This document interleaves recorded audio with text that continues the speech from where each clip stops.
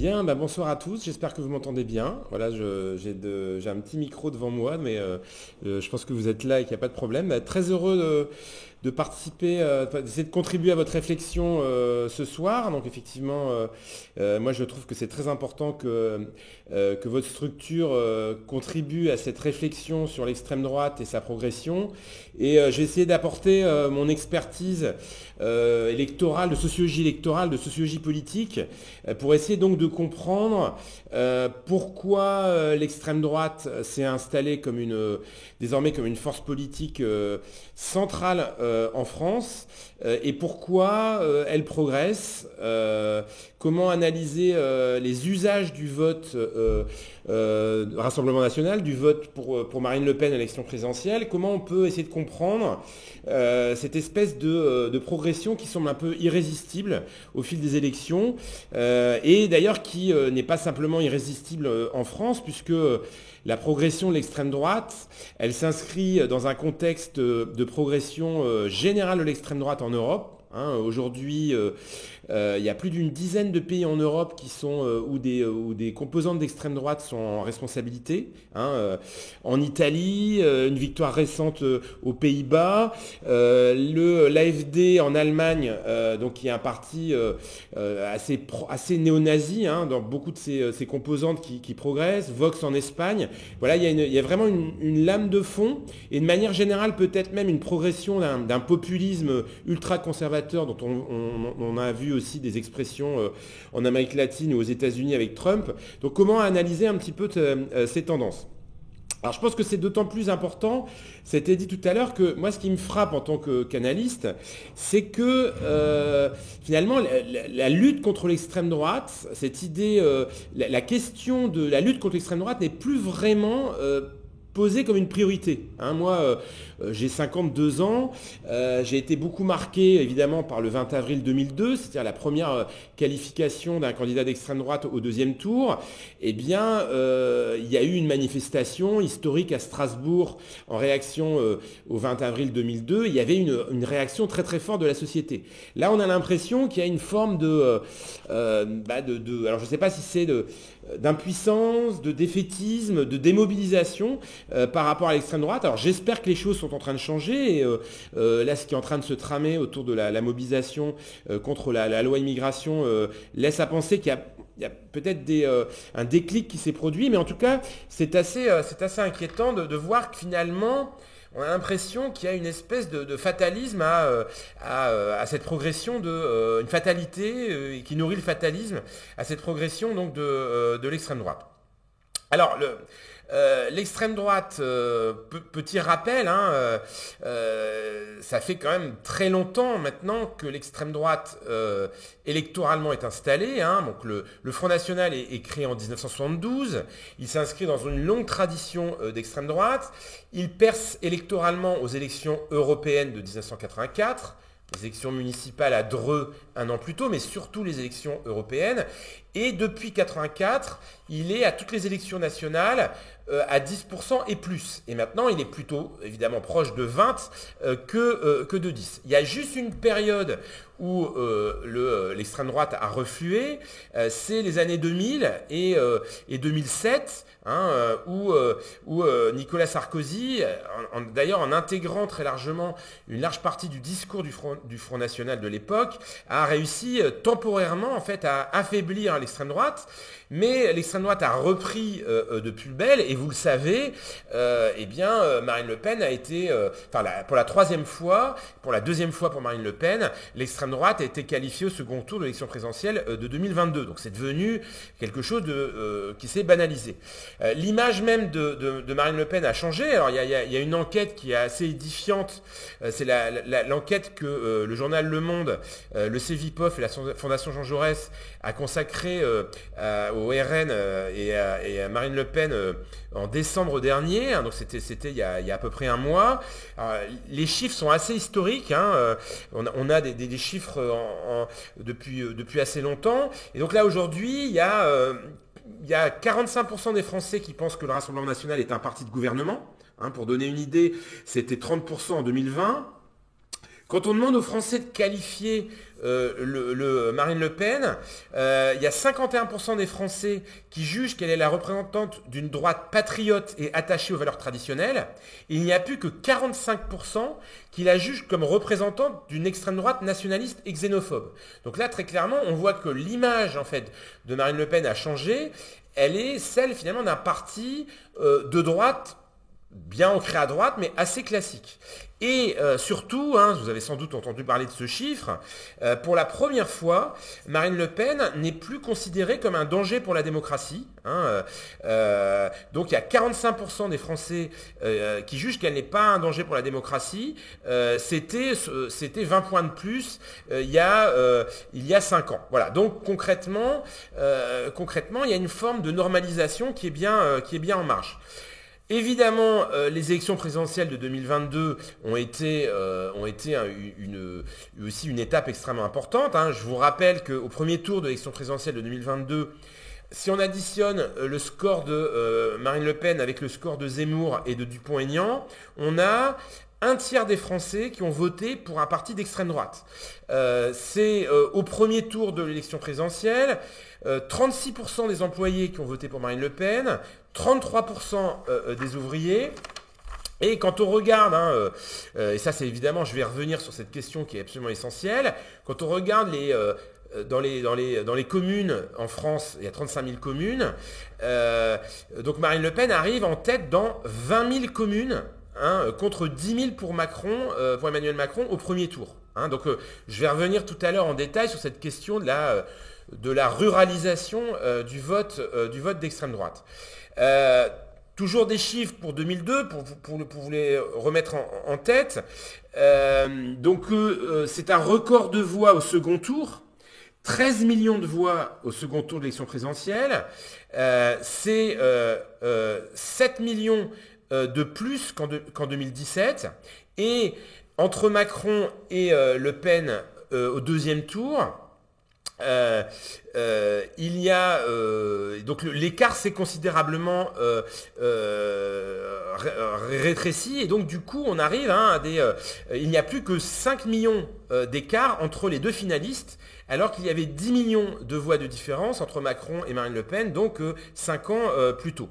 Bon, globalement, quand on regarde un petit peu la photographie du vote d'extrême droite à la dernière présidentielle, donc dans des données agrégées, on constate quoi? Qu'en gros, plus le niveau de revenus s'élève, plus la part des électeurs d'Emmanuel Macron est importante, globalement. Et donc il y a une dimension populaire importante du vote de Marine Le Pen, qui était encore plus marquée d'ailleurs au second tour qu'au premier. Au second tour, c'est 67% des ouvriers qui sont allés voter, qui ont voté pour Marine Le Pen. 57% des employés. Et globalement, quand on demande aux gens s'ils sont plutôt satisfaits ou pas satisfaits de leur vie, globalement, chez ceux qui sont pas du tout satisfaits ou plutôt pas satisfaits, on arrive à 76% de vote pour Marine Le Pen. Donc c'est la France qui va pas bien économiquement et socialement, qui vote pour le Rassemblement national. Mais ça serait trop simple de ne parler que de cet électorat populaire, parce que en fait ce qu'on observe et ce qui est très très net, et je vais revenir tout à l'heure, c'est que le vote RN devient de plus en plus interclassiste, c'est-à-dire que il y a de plus en plus de catégories, plus aucune catégorie sociale finalement n'échappe à l'attraction de ce vote. Alors, bon, ce qui est aussi frappant, c'est que lors de la dernière élection présidentielle, Marine Le Pen a fait une campagne plutôt atone. Elle n'a pas fait de gros meetings, elle n'a pas mobilisé énormément d'électeurs. On a beaucoup plus parlé, souvenez-vous, d'Éric Zemmour, qui notamment dans la première phase de la campagne a de fait contribué à une forme de normalisation et de dédiabolisation de Marine Le Pen, qui est apparue comme plus responsable que Zemmour. Je rappelle, bon, c'est pas l'objet de mon intervention, mais que le Front National continue à avoir un programme très clairement d'extrême droite, hein, notamment axé très clairement sur la préférence nationale. Et on parle beaucoup de dédiabolisation du Rassemblement national, mais c'est une dédiabolisation qui concerne plutôt le style en fait de Marine Le Pen, plutôt que son programme qui reste très clairement ancré dans l'héritage de l'extrême droite. Alors, certaines, effectivement, outrances du programme ont disparu. Hein. Faut rappeler, je voudrais simplement rappeler que Le Pen père promettait, par exemple, l'expulsion de 3 millions d'immigrés aux élections présidentielles de 95. On n'est plus sur ce type de mesures avec Marine Le Pen. On voit aussi que les relents antisémites, enfin plus que les relents, les accents antisémites du père ont été largement euphémisés. Mais globalement, il y a une performance de l'extrême droite avec un programme qui continue à conserver les fondamentaux de l'extrême droite. Alors, il y a eu pire en fait que ces élections présidentielles parce qu'il y a eu les élections législatives, les dernières élections législatives et la vie politique aujourd'hui elle est structurée par ces élections législatives. Hein, je vous rappelle, pas de majorité qu'une majorité relative pour le président de la République actuel. Le Rassemblement national a qualifié, et c'est historique, 200 candidats au deuxième tour des élections législatives. Hein. Il avait qualifié 132 candidats en 97, 120 en 2017, et il a fait élire 89 députés, hein, alors même que le mode de scrutin, hein, qui, je vous rappelle, est un mode de scrutin majoritaire, pas un mode de scrutin proportionnel, est très défavorable en fait au Front National, donc au Rassemblement National. Donc c'est une performance énorme et il faut rappeler que le Rassemblement National a gagné 53% de ses duels contre un candidat de la NUPES au deuxième tour et il a perdu, dans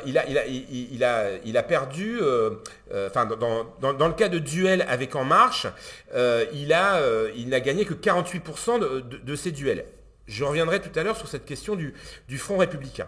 Alors quand on regarde un petit peu où se trouvent ces députés, ces 89 députés du Rassemblement national, hein, donc ce qui est vraiment son niveau historique, en termes de nombre de députés. Alors on retrouve ces députés essentiellement dans les zones de force traditionnelles géographiques de l'extrême droite, hein, dans le Pas-de-Calais par exemple. Hein, dans le Pas-de-Calais, c'est 6 députés sur 12 qui sont au Rassemblement national. Dans le Var, donc 7 députés sur 8. Dans l'Aisne, 3 députés sur 5. Une très forte poussée dans la partie est de l'Occitanie. Hein, les 3 députés de l'Aude qui sont au Rassemblement national, les 4 députés qui sont au Rassemblement national dans les Pyrénées-Orientales. Donc ça, c'est plutôt les zones de force géographiques du Rassemblement national. Et on viendra tout à l'heure, hein, ça c'est cette dichotomie entre l'extrême droite du Nord, plutôt populaire, et l'extrême droite du Sud, plus âgée, plus Algérie française, plus rapatriée, plus radicalisation de la droite traditionnelle. Mais on voit aussi le Rassemblement national qui progresse fortement dans des terres de mission, par exemple comme l'Allier ou la Dordogne. Voilà, alors, tout ça, 89 députés, ça donne ce qu'on vit en fait depuis 2 ans, c'est-à-dire un Rassemblement national désormais qui est très présent à l'Assemblée nationale, qui a 2 vice-présidents, 1 sur 6, avec l'accord de Renaissance, qui a un poste à la Cour de justice de la République, qui a même, fait incroyable, intégré la délégation parlementaire du renseignement, qui est habilitée au secret. Donc concrètement, le Front National, il est déjà dans les institutions. Il bénéficie aujourd'hui, ce Front National, grâce à son score aux élections législatives, d'une dotation de financement public des partis de 10 millions d'euros. Donc ça, c'est aussi très important. Hein. Ça veut dire que le financement du Rassemblement national, ça va être 50 millions d'euros sur 5 ans. Ça va permettre au Rassemblement national de faire un travail politique, de s'implanter, de se désendetter. Hein. Ça, c'est un problème du Rassemblement national qui est endetté et cet endettement avait pesé sur la campagne présidentielle de 2022. Donc c'est une véritable manne financière désormais qui est à disposition du Rassemblement national. Et on voit bien sa stratégie maintenant depuis 2 ans, qui est une stratégie de notabilisation, d'institutionnalisation. Cette idée finalement de ne pas faire trop de vagues à l'Assemblée, pas beaucoup de prises de parole de Marine Le Pen qui dose ses prises de parole, qui se construit un peu contre ce que Marine Le Pen appelle les zadistes de la NUPES et de la France Insoumise. Et on voit aussi arriver, c'est aussi une évolution inquiétante et importante, des nouveaux profils d'élus au Rassemblement national, des élus plus diplômés, plus qualifiés, plus respectables. Pardon. Il y a un exemple de cette évolution. C'est un élu, un député de la Somme, Jean-Philippe Tanguy, qui prend beaucoup la parole à l'Assemblée, qui a tout du profil d'un professionnel de la politique chevronné. Il est ancien salarié de General Electric, il a fait Henri IV, l'ESSEC, Sciences Po. Il a été assistant parlementaire de Dupont-Aignan. Et ce type de profil donne de la crédibilité en fait, de plus en plus, notamment sur les plateaux de télévision au Front National. Alors, et ça c'est peut-être aussi d'ailleurs une particularité qu'on peut pointer, c'est que le Rassemblement national met en avant sa proximité avec le peuple, mais quand on regarde en fait la sociologie de ces députés, eh bien ils ne sont pas issus, ils sont pas très représentatifs justement du peuple, puisqu'on ne trouve que 2% d'ouvriers parmi les députés du Rassemblement national, 2% d'agriculteurs, 12% d'employés, et la moitié en fait des députés du Rassemblement national sont des cadres supérieurs. Bon, alors, ce qui est aussi frappant dans ce développement du Front National, et ça j'avoue que ça nous interpelle nous beaucoup, universitaires et chercheurs, c'est que le Rassemblement national est de plus en plus fort électoralement, mais il reste un parti très faible sur le plan organisationnel. Donc là, il y a une énigme, c'est-à-dire que la force du Rassemblement national, c'est pas la force de ses militants, de ses réseaux.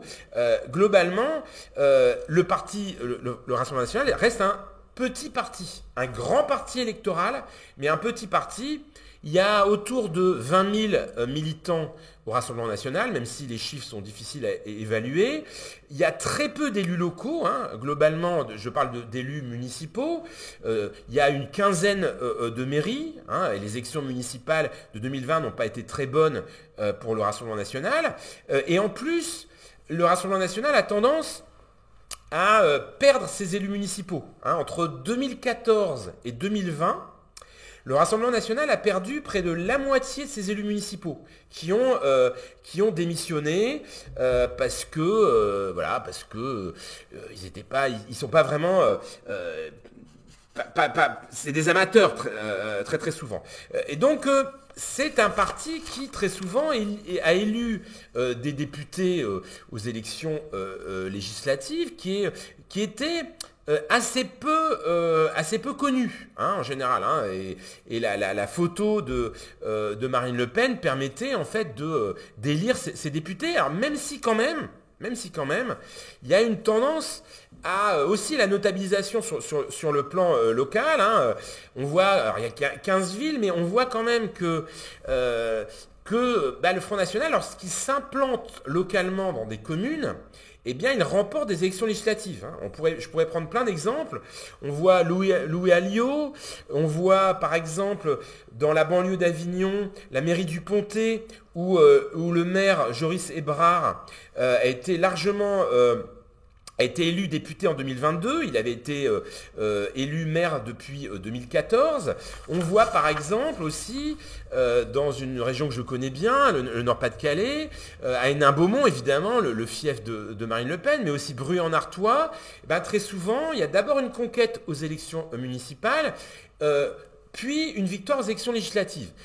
De ce point de vue-là, les prochaines élections municipales vont être extrêmement importantes, parce que la question, ça va être de savoir, est-ce que ces 89 députés vont s'implanter localement. Alors, il faut avoir aussi à l'esprit, c'est un peu technique, que maintenant, il y a 89 députés. Chaque député a à peu près 4 ou 5 assistants parlementaires. Ça fait à peu près 500 cadres du Rassemblement national qui, sans doute, vont être candidats à des élections locales. Et donc, il y a une marge de progression très importante du Rassemblement national sur le plan local. C'est-à-dire que pour l'instant, il n'est pas implanté localement, mais en fait, concrètement, il peut gagner une légitimité électorale et je ne sais pas si vous avez vu ces dernières semaines, il y a eu pas mal d'enquêtes publiées dans Le Monde ou Mediapart sur le travail d'implantation des députés du Rassemblement national qui en fait souvent se rapprochent des élus de droite, rassurent les maires, etc., etc. Et donc ça c'est très inquiétant parce que il y a la légitimation par le haut avec donc effectivement un changement de posture de Marine Le Pen. Mais il y a aussi une légitimation par le bas. Bon, voilà. J'ai voulu d'abord, dans un premier temps, vous donner un petit peu une vision des dernières élections.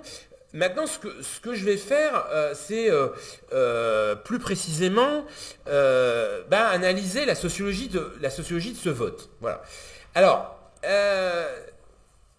globalement, il y a eu plusieurs étapes dans la progression électorale du Rassemblement national. Alors, quand le Front National décolle au milieu des années 80, très clairement, le premier électorat du Rassemblement national est plutôt un électorat qui vient de la droite et qui vient... c'est une forme de radicalisation de la droite. Alors, c'est pas un hasard que 1984, ça soit le décollage du Front National, parce que c'est des élections européennes qui sont très favorables en fait au Front National, parce que c'est les élections européennes, on risque de le voir malheureusement en juin prochain, c'est un mode de scrutin proportionnel, donc il est favorable. C'est une élection qui est propice au vote protestataire et populiste. Mais en 84, si le Rassemblement national décolle, c'est aussi parce qu'à l'époque, c'est Simone Veil qui dirige la liste de droite UDF-RPR. Elle est très modérée et d'un certain point de vue, le fait que la droite se rallie à l'Europe va ouvrir un espace politique pour un électorat de droite radicalisé qui va voter pour le Front National, d'autant plus qu'il y a une peur de la gauche à l'époque, une espèce de panique des milieux de droite par rapport à ce que la droite appelait à l'époque les socialo-communistes. Et donc au départ, très clairement, le vote FN des années 80, c'est un vote plutôt issu de la droite. Et puis on va observer un phénomène progressif, 88 les présidentielles, 95 les présidentielles, que certains chercheurs vont appeler gaucho-lepénisme. Alors, le gaucho-lepénisme, c'est l'idée qu'il y a une prolétarisation du vote d'extrême droite, c'est-à-dire que les milieux populaires qui traditionnellement votaient à gauche, pour donner une idée, 80% des milieux populaires avaient voté Mitterrand en 81, eh bien on va voir peu à peu, en lien aussi avec une politique du PS plus centrée vers la rigueur, on va avoir un glissement progressif des milieux populaires vers l'extrême droite.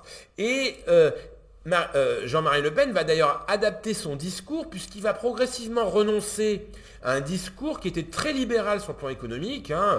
Dans les années 80, le Front National voulait supprimer l'impôt sur le revenu. Voilà, il avait un discours très libéral. Donc un discours plus protecteur qui va accompagner cette prolétarisation du vote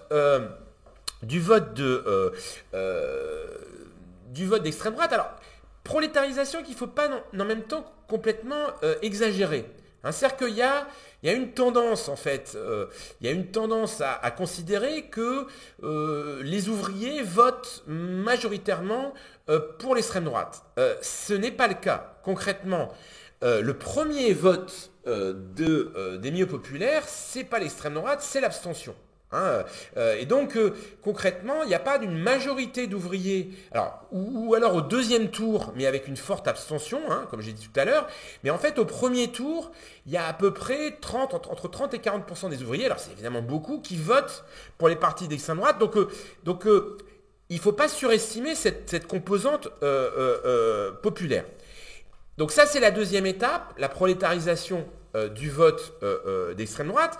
Et puis la troisième étape, et c'est là-dedans, on est dans cette étape-là maintenant, hein, qui marque très clairement 2017 et 2022, c'est le fait que le Front National est devenu un vote attrape-tout, un vote interclassiste, c'est-à-dire un vote qui agrège en fait toute une série de mécontentements, toute une série de protestations, et un vote, et c'est ça qui fait sa complexité quand on l'analyse, qui fait l'objet d'usages extrêmement pluriels. C'est-à-dire qu'il y a plein de manières de voter pour le Front National. Il y a des gens qui adhèrent au Front National, il y a des gens qui n'y adhèrent pas mais votent parce qu'ils ont l'impression de pouvoir protester avec ce vote et qui votent pas forcément dans l'espoir que ce vote soit, que la candidate du Front National exerce le pouvoir. Il y a aujourd'hui un vote populaire, un noyau populaire, mais aussi de plus en plus des classes moyennes, notamment déclassées, qui votent pour le Rassemblement national, et même des catégories sociales qui étaient très réfractaires au vote d'extrême droite, aujourd'hui s'y rallient. Bon, il y a un chiffre qui fait un peu froid dans le dos, hein, qui a été sorti par un de mes collègues, Luc Rouban, qui a montré qu'aux dernières élections présidentielles, au deuxième tour, il y a un quart des professeurs, des enseignants, hein, secondaires, primaires, qui a voté pour Marine Le Pen. Un quart. C'est-à-dire un enseignant sur quatre. Hein, concrètement, c'était 18% en 2017, et dans les années 80, c'était proche de zéro. Il y avait très très peu d'enseignants. Aujourd'hui, la banalisation du vote Front National se mesure, c'est un très bon indicateur. C'est-à-dire que concrètement, et de manière générale, même des gens diplômés, alors même si on va voir tout à l'heure que un des obstacles au Front National, c'est les non-diplômés, hein, c'est les diplômés, mais même des catégories diplômées peuvent aujourd'hui voter pour le Rassemblement national. Bon, et donc quand on regarde, il y a une autre chose assez intéressante de Luc Rouban, hein, c'est que Luc Rouban il a en fait, c'est dommage, je ne peux pas vous projeter des diagrammes, mais en fait il a décomposé le vote du Rassemblement national 2017 et 2022 en fonction de 3 catégories. Donc, c'est-à-dire la structuration du vote RN. Catégorie populaire, classe moyenne, catégorie supérieure. En 2017, il y a très clairement une majorité de catégories populaires, c'est-à-dire 55% des électeurs du Front National appartiennent aux catégories populaires, 37% aux classes moyennes, 7% aux catégories supérieures. 5 ans plus tard, il n'y a plus que 49% des électeurs du Rassemblement national qui appartiennent aux catégories populaires, 40% appartiennent aux classes moyennes, 12% aux catégories supérieures. Ça veut dire que quand on agrège catégorie classe moyenne et catégorie supérieure, on a une majorité des électeurs du Front National. Ça veut dire qu'en gros, il y a une moyennisation du vote d'extrême droite. C'est très inquiétant parce que quand les classes moyennes commencent à voter aussi massivement pour un parti d'extrême droite, vous savez que les classes moyennes, traditionnellement, c'est un peu un indicateur de la qualité de la démocratie. Quand, dans les années 30, les classes moyennes, dans pas mal de pays d'Europe, ont basculé dans le fascisme ou dans le nazisme, voilà, je ne veux pas être prophète de malheur, mais c'est pas un bon indicateur. Voilà. Et donc, il y a un vote à la fois bourgeois pour le Rassemblement national. Hein, bon, le vote Zemmour, par exemple, c'est très largement transféré sur Marine Le Pen au deuxième tour. Mais il y a un vote populaire et il y a un vote classe moyenne. Alors, bon, je vais revenir un petit peu en approfondissant un petit peu sur ces divers aspects. Bon, par exemple, pour les classes moyennes, hein, il y a par exemple la fonction publique. Dans la fonction publique, il y a une progression très claire du Front National et des classes moyennes de la fonction publique. Alors, le vote populaire. Alors, ce qui est compliqué, c'est que le vote populaire pour le Rassemblement national, il obéit en fait à des logiques assez différentes. Hein. Si par exemple on prend le vote populaire dans une région que je connais bien, dont je suis issu, qui est le Nord-Pas-de-Calais, hein, donc territoire désindustrialisé, fort chômage, forte précarité, très faible niveau de diplôme. Bon, en gros, le bassin minier du Nord-Pas-de-Calais, qui est vraiment devenu très clairement une zone de force du Rassemblement national, là on a des classes populaires souvent très fragilisées, souvent familles monoparentales. Bon, il y a eu des études qui montrent dans les corons du bassin minier, c'est souvent des gens qui vivent des revenus d'assistance, etc., etc. Bon, concrètement dans le Pas-de-Calais, comme je dis tout à l'heure, c'est la moitié des députés. Mais dans certaines autres régions, hein, et là je pense un très beau travail qui a été produit par ma collègue Violaine Girard, qui a travaillé sur l'Ain et sur le Bugey. Elle montre, en fait, elle s'intéresse beaucoup en fait à des zones périurbaines où le Front National a beaucoup progressé. Et en fait, elle montre que là, c'est pas les milieux populaires les plus bas qui votent pour le RN, c'est plutôt les fractions hautes des classes populaires qui en fait souvent ont acquis un pavillon, sont en mobilité sociale ascendante et qui se construisent contre les classes populaires d'en bas, les assistés, les cas sociaux. Alors là, ça c'est aussi un phénomène, alors je pourrais passer beaucoup de temps là-dessus parce que c'est extrêmement intéressant cette question de l'assistanat et des assistés. Hein. Il y a un sociologue, un excellent sociologue français qui s'appelle Olivier Schwartz, qui a montré qu'aujourd'hui, la conscience de classe des milieux populaires était triangulaire. C'est-à-dire que classiquement, les milieux populaires, les ouvriers se définissaient, les milieux populaires c'est ouvriers plus employés, et classiquement les ouvriers se définissaient socialement contre les patrons, hein, selon un modèle eux et nous. Et qu'aujourd'hui leur conscience est triangulaire, c'est-à-dire qu'ils se définissent autant par les gens qui sont au-dessus d'eux que par les gens qui sont juste en dessous. Hein, donc les gens qui ne travaillent pas, qui sont assistés, qui vivent des revenus d'assistance.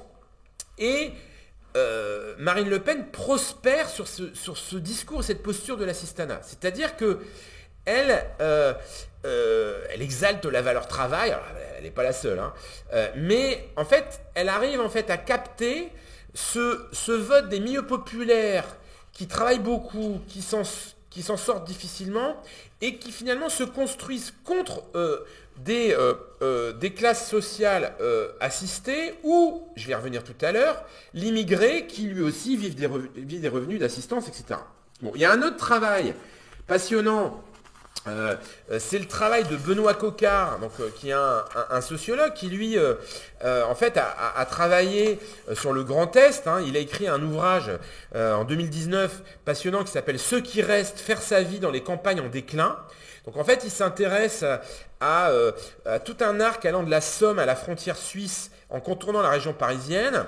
Et en fait, il montre que dans ces territoires où il n'y a plus beaucoup d'emplois, où il y a beaucoup où en fait les gens tiennent grâce à des formes de solidarité, eh bien en fait, il montre, et je le cite, que se dire d'extrême droite, c'est se placer du côté des gens bien, là encore par opposition aux cassos, aux assistés, et s'assurer une place dans les groupes de sociabilité. Bon, voilà. Et donc il y a finalement cette idée que il y a une aspiration à la respectabilité par rapport aux immigrés ou par rapport aux assistés. Et finalement, Marine Le Pen, elle donne en fait à ces groupes une forme de respectabilité. Voilà. Alors, autre phénomène que j'ai évoqué, c'est la ruralisation du vote d'extrême droite. Alors là, il y a un de mes collègues, Nicolas Lebourg, hein, qui est plutôt historien mais spécialiste de l'extrême droite, qui a, à l'occasion des dernières élections présidentielles, produit une étude extrêmement intéressante. Hein. Il a en fait comparé les 20 circonscriptions où Marine Le Pen avait eu ses meilleurs scores à l'élection présidentielle et les 20 circonscriptions où Marine Le Pen a eu ses plus mauvais scores. Bon. Et en gros, qu'est-ce qu'il montre? Il montre que dans les 20 meilleurs, en moyenne, eh bien, la part des maisons chauffées au fioul est de 15% contre 6% pour les autres. On y dépend de sa voiture pour aller travailler à 82% contre 48% pour les plus mauvaises. Que très souvent, les circonscriptions Marine Le Pen et la plus forte sont des circonscriptions qui sont des déserts médicaux, où il n'y a pas de dentiste, ou, intéressant aussi comme statistique, où il y a peu de commerce, où il y a peu de café, et donc où le lien social est faible.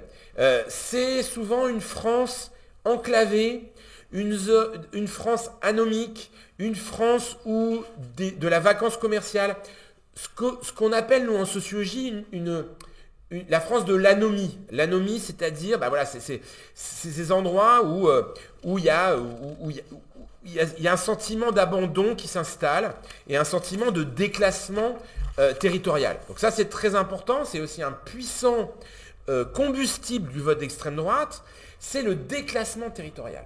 Hein, c'est-à-dire qu'on est dans une société, vous le savez bien, où la métropolisation est en marche, où les richesses se concentrent dans les grandes métropoles, et finalement, les territoires qui s'en sortent, c'est les grandes métropoles, ou comme l'a très bien montré Jérôme Fourquet, les régions touristiques, et puis à côté de ça, il y a une France, celle des bourgs, celle des zones périurbaines éloignées des métropoles, celle de la France rurale, qui, voilà, et la France perdante de la mondialisation, perdante de la métropolisation, où finalement un sentiment d'abandon s'installe, et ce sentiment d'abandon, il est extrêmement profitable en fait à l'extrême droite. Voilà, donc tout ça évidemment contribue au développement de l'extrême droite. Alors, il y a un autre ressort, et peut-être que vous avez été étonné que je ne l'ai pas encore traité, que je n'ai pas abordé, c'est la question de l'immigration. Hein, la question de l'immigration, quand on regarde un petit peu la particularité des électeurs d'extrême droite, très clairement, la question de l'immigration est centrale, hein, dans leur motivation. Hein. Elle n'est pas exclusive. Hein. Globalement, je vous l'ai dit tout à l'heure, il y a une aspiration à la protection sociale dans ces milieux. Et de toute façon, globalement, ce qu'on peut dire, c'est que finalement, l'insécurité sociale, la mondialisation, la précarisation, la désindustrialisation, finalement, a fragilisé la société française. Et Marine Le Pen a réussi à détourner les attentes de protection sociale vers, en fait, très clairement, la figure de l'immigré. Hein. C'est-à-dire que on pourrait considérer que la situation sociale, la montée des inégalités pourrait profiter à la gauche, mais les dirigeants d'extrême droite ont réussi à la retourner à leur avantage en mobilisant un clivage, donc ethno-national, ethnique, culturel, c'est-à-dire en construisant un récit dans lequel ce sont les étrangers ou les minorités qui seraient les vrais responsables. Bon.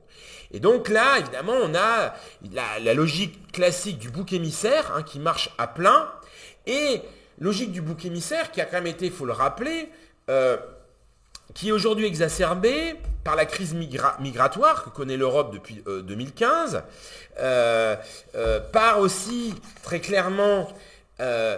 et ça a contribué, je pense, évidemment, à la progression de l'extrême droite, à tout un ensemble de phénomènes liés à l'islam politique, hein, le poids des attentats, hein, dont les effets politiques sont évidemment majeurs dans la société française, l'assimilation de l'islam à l'islamisme, la plus grande visibilité dans l'espace public des musulmans. C'est à l'idée finalement, hein, que Zemmour a théorisé sous le vocable du grand remplacement, qu'au fond, les Français de souche seraient supplantés par des Français, entre guillemets, de papier ou d'immigrés, et que la France connaîtrait une submersion migratoire. Hein, ce qui est totalement faux. Alors, il y a le nombre d'étrangers progresse en France, mais plutôt moins qu'ailleurs en Europe.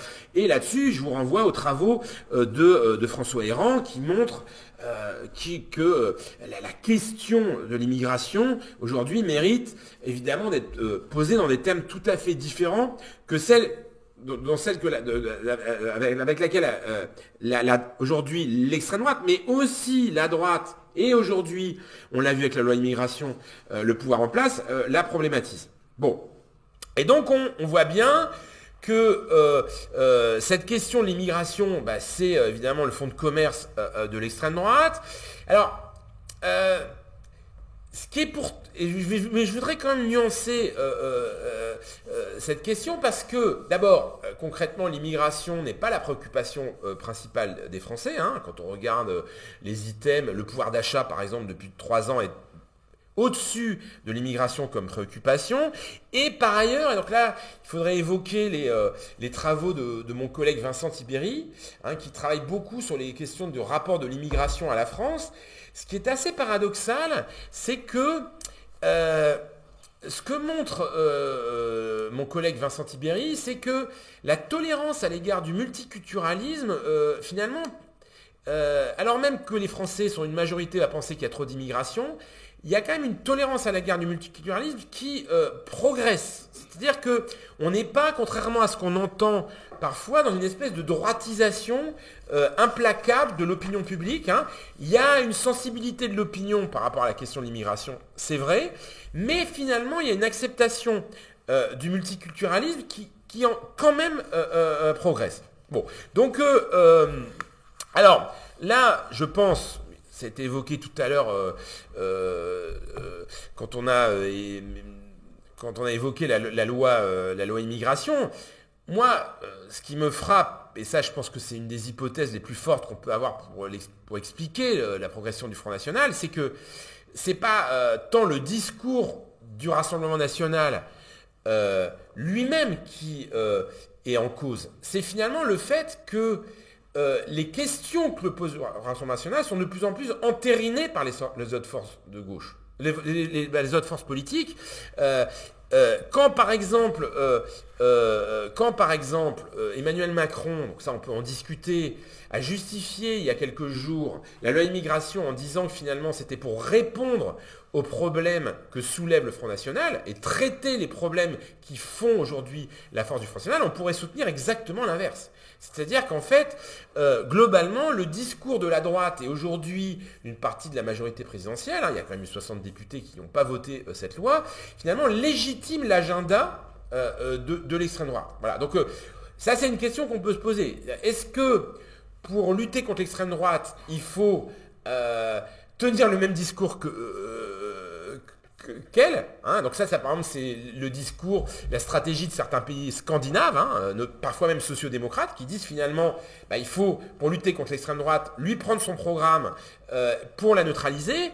On peut penser que ça peut produire exactement les effets inverses. Et quand Marine Le Pen a dit il y a quelques jours que la loi immigration était une victoire idéologique pour l'extrême droite, moi je suis assez d'accord avec elle. C'est-à-dire que concrètement, effectivement, ça légitime des raisonnements, l'idée que l'immigration est un problème et aussi l'idée même de préférence nationale qui est évidemment désormais pleinement légitimée.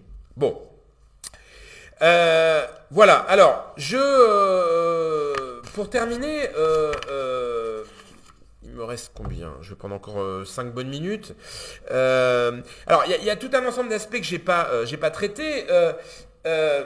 Il y a aussi un autre ressort du vote d'extrême droite, c'est finalement le vote d'extrême droite se construit contre la figure du bobo diplômé, hein, pour aller vite. Le bobo écolo diplômé. Ça, c'est un discours qu'on entend beaucoup chez les électeurs du Front National. Bon, d'abord, concrètement, une des caractéristiques des électeurs du Rassemblement National, c'est la faiblesse des diplômes. C'est-à-dire que ce qui protège quand même si c'est de moins en moins le cas, contre le vote Rassemblement National, c'est le diplôme.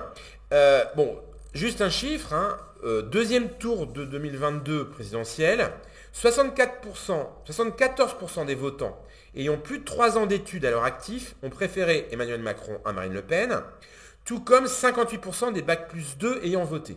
Donc globalement, quand on a fait des études, ce qui reste encore une minorité de Français, voilà, des études supérieures, on vote très clairement moins pour le Rassemblement national. Bon.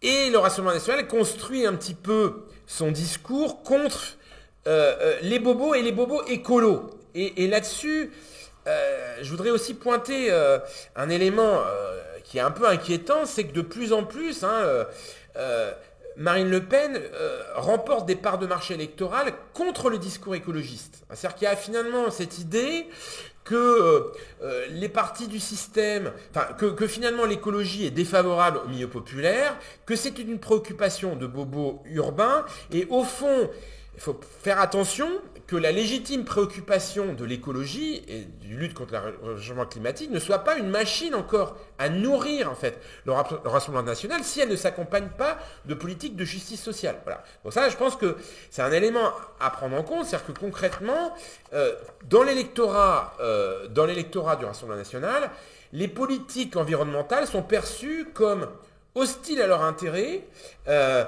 plutôt favorables aux intérêts de ces bobos urbains, et donc l'écologie peut être aussi une machine à amplifier la dynamique d'extrême droite.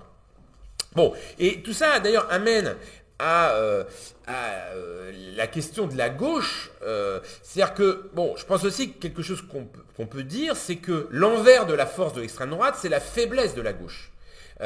L'extrême droite est forte parce que la gauche est faible, et notamment parce qu'elle ne réussit plus à mobiliser les milieux populaires.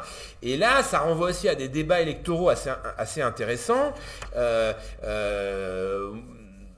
C'est aujourd'hui, quand on regarde un petit peu les milieux populaires qui ont voté pour la NUPES aux dernières élections législatives, effectivement, c'est plutôt des milieux populaires issus des quartiers, donc issus de l'immigration, avec un vote très clairement, un vote musulman, notamment pour Jean-Luc Mélenchon, qui est très très net, et d'ailleurs il en est bien conscient. Et du coup, il y a une espèce de partage du travail qui s'opère de manière problématique à mon avis, entre des catégories populaires, je mets beaucoup de guillemets, blanches, qui votent de plus en plus pour le Rassemblement national, et puis des milieux populaires issus des quartiers, pour ne pas dire racisés, qui votent pour le Rassemblement, qui votent pour la France insoumise et la NUPES. Voilà. Donc là, on voit bien des distributions sociologiques qui sont à l'œuvre et qui sont problématiques. Alors, je termine parce que je l'avais annoncé tout à l'heure. Quelques mots sur, en gros, à partir des constats que je viens de faire, comment lutter contre l'Assemblée nationale. Alors là, je vais très clairement, je vais être beaucoup plus modeste et beaucoup plus prudent parce que c'est très compliqué cette question. Alors, d'abord, la réponse qui a longtemps été la réponse dominante contre l'extrême droite, ça a été le Front républicain. Le Front républicain, c'est-à-dire que le rempart contre le vote RN, c'est le fait de deuxième tour de faire barrage au Rassemblement national. Alors, à l'élection présidentielle, ça continue à marcher, mais de moins en moins. Mais ce qui est très inquiétant, c'est qu'on a vu qu'aux élections législatives, ça a très mal marché. Et c'est très largement ce qui explique les 89 députés qui ont été élus à l'Assemblée nationale. Alors, dans le cas un chiffre, au deuxième tour des élections législatives, quand il y avait un duel NUPES-RN, 72% des électeurs Renaissance, donc des électeurs de Macron, se sont abstenus. Ça veut dire que globalement, quand il y a un deuxième tour NUPES-RN, une très large majorité des électeurs macronistes ne veulent pas se prononcer. Bon. C'est le cas de 45% des électeurs de gauche quand il y a un duel RN-Renaissance. Donc concrètement, ça veut dire que, et ça c'est à méditer ce chiffre, ça veut dire que finalement le Front républicain, il a été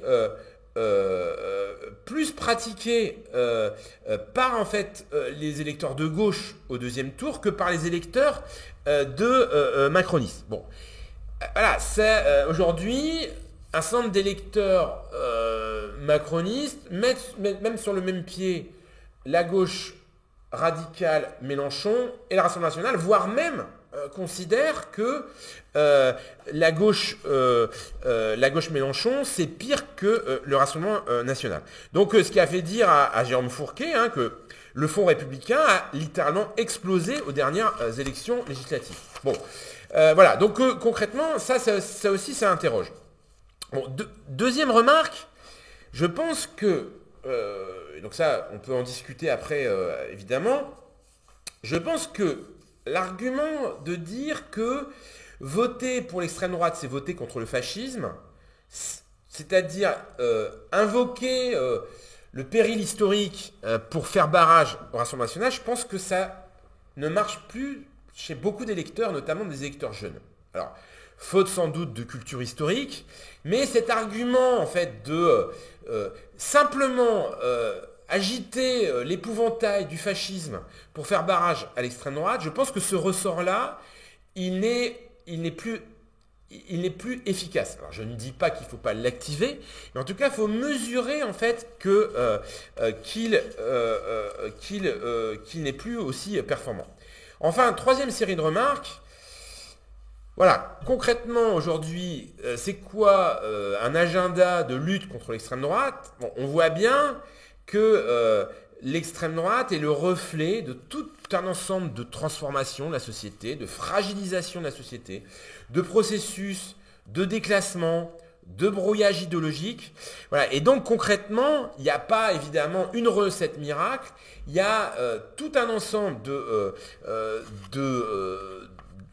solutions, de pistes, de travail de terrain, d'éducation politique, de pédagogie, mais globalement, on voit bien, et j'en resterai là, que cette progression de l'extrême droite, elle est évidemment le symptôme d'une société française qui globalement va mal, qui est fracturée, qui est polarisée, qui est marquée par le déclassement, et donc voilà, le Rassemblement national, c'est un symptôme de toute une série de processus plus larges. Et évidemment, c'est ces questions-là qu'il faut traiter. Voilà, je vous remercie de votre attention.